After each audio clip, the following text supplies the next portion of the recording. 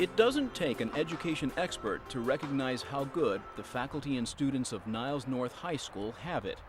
There are new state-of-the-art science labs, computerized music labs with a keyboard for every student, and the classrooms are staffed by some of the best teachers money can buy. Even students know that it doesn't get much better than this. I had the choice of going to a Catholic school or coming here, and I chose this because it's a better school. We have all sports, both for boys and girls. We have, girls on the football team every few years. Anything you could possibly think of with the exception of lacrosse. We also have chess club. We have a lot of ethnic clubs here because it's such a diverse school. As I said, fashion club, interior design club, we got it all. Having it all is something few public schools in Illinois can claim to have. The vast majority are more like Thornton High School, where in recent years funding difficulties have resulted in drastic cutbacks. We had to cut 85% of our clubs. We had to cut 50% of our athletic activities. But even more tragic, we had to release 90 teachers and reduce our school day because of the cost. That was a $6 million reduction that we had to make. 17-year-old Cameron Drake almost became a casualty of the cutbacks in his quest to get into a good college. This past semester, I actually had to take French 3. Last year it wasn't offered, and so I was stuck at French 2. And in order to get accepted to college, they require 3 years of, or they strongly recommend 3 years of a foreign language. The only way that I figured that this would be done was for me to take 2 classes at the same time. And I ended up taking AP Calculus and French 3, the same period, first period, and I got a cool pass on my ID, and I basically split time in between classes. Cameron's hard work paid off. He's received a Fulbright scholarship to Stanford University. Thornton High School is in the economically struggling south suburban town of Harvey. Niles North High School is located just north of Chicago in the more affluent North Shore community of Skokie. In terms of distance, they're 34 miles apart. In terms of the money available to educate students, the two schools are worlds apart. And the reason is summed up in 2 words: property taxes. In Illinois, property taxes are the main source of funding for public schools.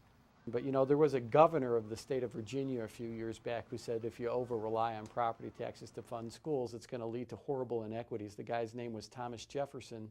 He was a relatively bright guy. I guess here in Illinois we're somewhat slow learners on the subject, and we really have created a system where communities like the one I live in, River Forest or Wilmette, Barrington, etc., have world-class public educations to deliver to their children.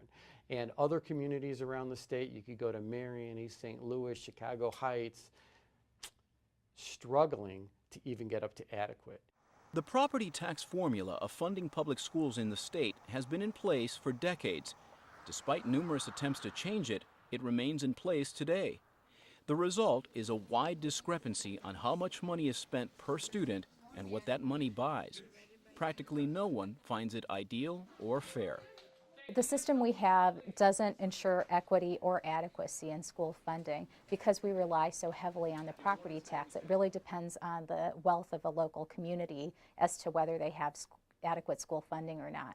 So in our current system, there's some school districts that generate over $23,000 per child per school year, and there's some school districts that can't even generate $5,000 through their own property tax base. And we shouldn't accept that in a state like Illinois. I mean, there's really no reason for us. We are the 5th largest economy of any state in the nation. We're the 8th wealthiest state in the nation to accept a substandard formula for funding schools, yet that's exactly what we have.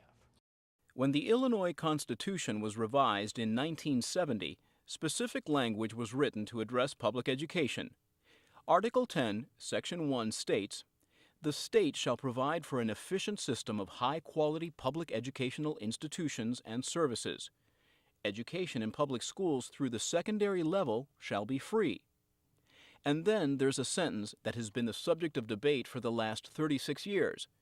The state has the primary responsibility for financing the system of public education. Well, a lot of people have challenged the state to make sure that it does have the primary responsibility of funding education. And unfortunately, it's been challenged in court. But the Supreme Court in Illinois has said that it's up to the legislature to fix this problem. And so it's gotten embroiled in the politics of the state. State Senator Miguel del Valle is the vice chairman of the Senate Education Committee. There's only one way to reduce property taxes and the burden on property owners and provide adequate funding levels for school districts in the state of Illinois, and that is through an increase in the state income tax. And that is just not politically doable. State Senator Dan Cronin concedes that education funding in Illinois needs an overhaul, but he isn't ready to scrap the property tax formula. I know the bad side of it, but the good side is that it's local. It gives everybody a stake in their school. Everybody in the local community has a stake in the school. They know they can look at their property tax and they can see where it goes to the school down the street. So there are many good things about a local property tax. Illinois currently ranks 48th in the nation in the amount of money the state provides for public education.